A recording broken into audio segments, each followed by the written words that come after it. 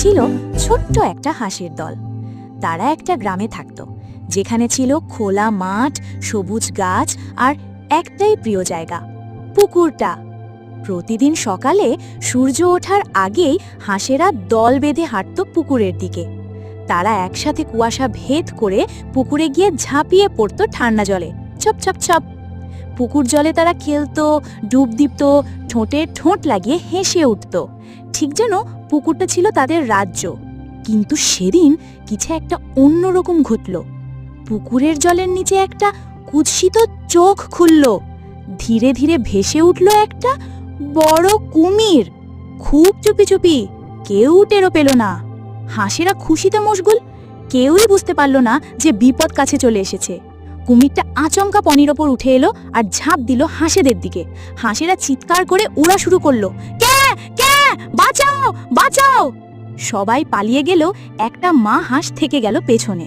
তার 3টা ছোট্ট ছানা তখনও ডানা ঝাপটাতে পারছিল না। ঠিক তখনই আশপাশের জঙ্গল থেকে শোনা গেল গর্জন, ঘ্যাঁর। জঙ্গল কাঁপিয়ে এগিয়ে এলো একটা বাঘিনী, গায়ে বাদামি ডোয়া, চোখে সাহস আর গর্জনে ভয়। সে এক লাফিয়ে এসে দাঁড়ালো হাঁসেদের সামনে।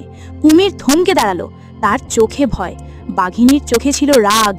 বাঘিনীর দাঁত বের করে গর্জন করলো, এটা আমার বন্ধুর রাজ্য, হুমকি দিবি না। কুমির আর দাঁড়ালো না, সে উল্টো ঘুরে পানির নিচে মিলিয়ে গেল। সব হাঁসেরা ফিরে এলো বাঘিনীর চারপাশে। তারা হাঁটুর কাছে এসে ধন্যবাদ জানালো। মা হাঁস বলল, তুমি আমাদের রক্ষা করেছ, তুমি আজ থেকে আমাদের বোন। বাঘিনী লজ্জা পেয়ে একটু হেসে ফেলল। তারপর থেকে হাঁস আর বাঘিনী সব সময় একসাথে থাকত। তারা খেলতো পুকুরের ধারে, কখনো জঙ্গলে লুকোচুরি, কখনো গাছে গাছে দৌড়াদৌড়ি। হাঁসেরা শেখালো বাঘিনীকে কিভাবে জলে ভাসতে হয়, আর বাঘিনী শেখালো হাঁস ছানাদের কিভাবে লাফ দিতে হয় পাথরের উপর দিয়ে। বৃষ্টি এলে তারা একসাথে গাছের নিচে বসে গল্প করত। রোদ উঠলে সবাই মিলে রামধনু দেখত। রঙের খেলা আর বন্ধুত্বের হেসে খেলা চলত দিনভর। একদিন পুকুর পাড়ে বসে হাঁস বলল, তুমি আমাদের জীবনের সবচেয়ে বড় উপহার। বাঘিনী উত্তর দিল, আর তোমরা আমার সবচেয়ে মিষ্টি বন্ধুরা। তারপর তারা সবাই মিলে বলল, বন্ধু মানেই সাহস, ভালোবাসা আর বিশ্বাস। বন্ধুত্ব যেখানে সত্যিকারের, সেখানে ভয় নেই, কেবল ভালোবাসা। হাঁস আর বাঘিনীর গল্পটা ঠিক তাই, সাহস আর বন্ধুত্বের জাদুকরী বন্ধন।